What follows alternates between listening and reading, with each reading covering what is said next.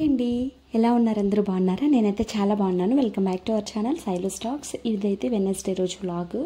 కొంచెం సింపుల్గా అయితే బ్రేక్ఫాస్ట్ అయితే కంప్లీట్ చేద్దామనేసి ఇడ్లీ టమాటో చట్నీ అయితే చేసుకుంటున్నాను దానికైతే ప్రిపరేషన్ అండి ఇది ఇలా ప్రిపేర్ చేస్తూ మీతో అయితే ఒక జనరల్గా టాపిక్ అయితే డిస్కస్ చేద్దామనేసి అనుకుంటున్నాను అదేంటంటే ఇప్పుడే యూట్యూబ్ని స్టార్ట్ చేసేవాళ్ళు ఈవెన్ నేను కూడా ఇప్పుడే యూట్యూబ్ స్టార్ట్ చేశాను మీరు నా ప్రొఫైల్ చూస్తే మీకే అర్థమవుతుంది నేను ఇప్పుడే స్టార్ట్ చేశాననేసి I'm the beginner of the YouTube మనం ఇప్పుడే స్టార్ట్ చేసాం కదా మనం ఎలాంటి వీడియోస్ చేస్తే మనం సక్సెస్ అవుతాం అనేది ఆలోచించకుండా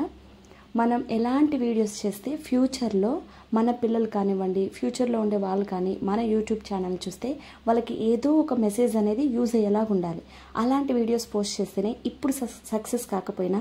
డెఫినెట్గా ఫ్యూచర్లో అంటే 1 year కానివ్వండి 2 years కానివ్వండి డెఫినెట్గా మన ఛానల్ అయితే మానిటైజ్ అవుతుంది అలా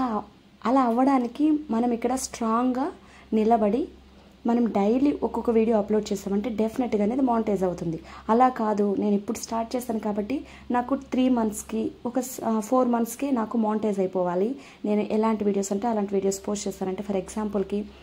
ఇప్పుడు చాలా ట్రెండ్ అయ్యేది ఏంటంటే వాళ్ళ లైఫ్ స్టైల్ కానివ్వండి వాళ్ళ స్టోరీస్ అలాంటివి పోస్ట్ చేస్తుంటారు కదా డెఫినెట్గా చేయొచ్చు అలాంటివి కూడా కానీ అలాంటివి చేస్తే ఇప్పుడు మన సోషల్ మీడియా అనేది ఇప్పటికే ఉండదు కదండి డెఫినెట్గా మన పిల్లలకు కానీ వాళ్ళ పిల్లలకి డెఫినెట్గా అది అలాగే సర్కిల్ అవుతూనే ఉంటుంది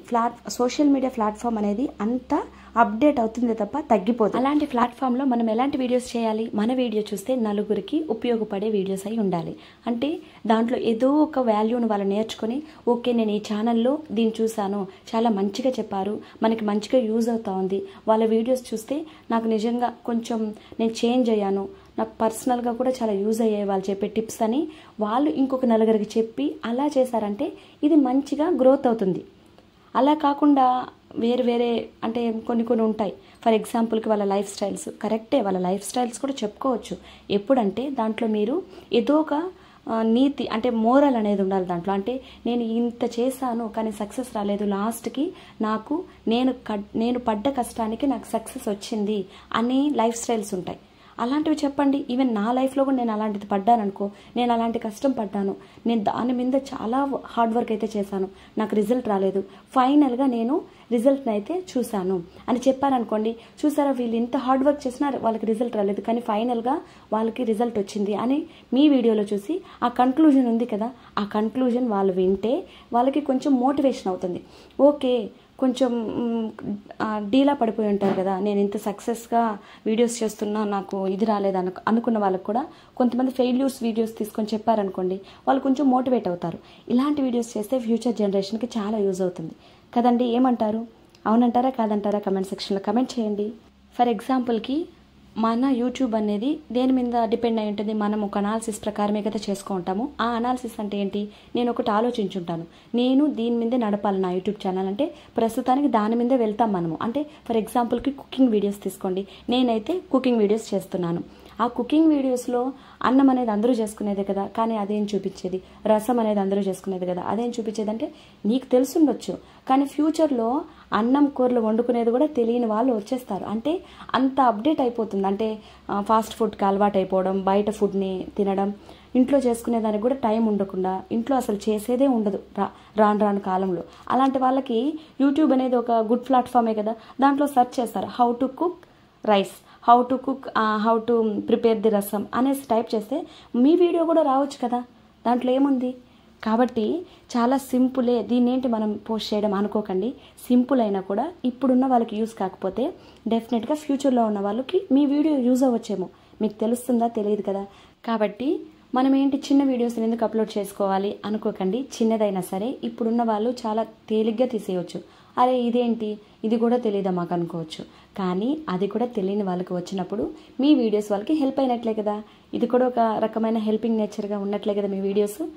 చూసారా ఎంత మంచిగా మన వీడియోస్ యూజ్ అవుతున్నాయో ఫ్యూచర్లో అనుకుంటే మీకు ఒక సాటిస్ఫాక్షన్ వస్తుంది ఫ్యూచర్లో అది కూడా మీరు టేస్ట్ చేయాలంటే మీరు మంచి వీడియోస్ యూట్యూబ్ ఛానల్లో పోస్ట్ చేస్తారంటే మీరు అటువంటి అనుభూతిని ఇలానే కాదు కుకింగ్లోనే కాదు ఇంకా ఫర్ ఎగ్జాంపుల్కి ఫోన్స్ తీసుకోండి